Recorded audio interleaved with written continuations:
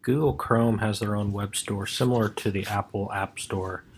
You can find the Chrome Web Store by doing a Google search for Chrome Web Store.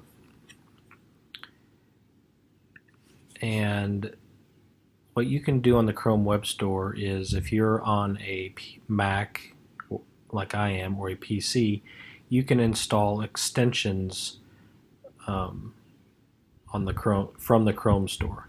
And extensions are these tools that add some functionality to your browser. So for example, I'm going to install the Google Keep extension that's right here. So I'm going to go ahead and click on it. The information that I get is it's by Google. There's some description of it and kind of what it does. There's some links to it. There's some other information here. I can look at reviews from what other people have said. I can look at some support or some questions, and I can also look at related extensions. If I want to add this extension to my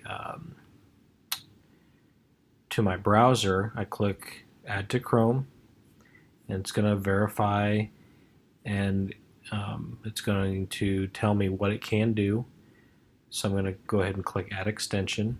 The extension is going to install up here, and when I'm on a page that I can use this extension on, it'll light up like that.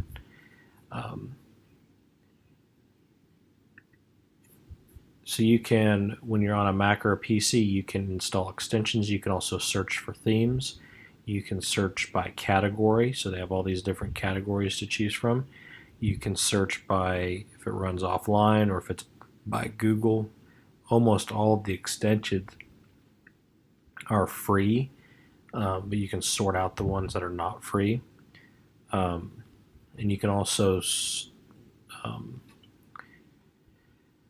sort the ones or filter by the ones that work with Google Drive. So there's a lot of different tools that you can add to Chrome just to make it add some more functionality through the extensions.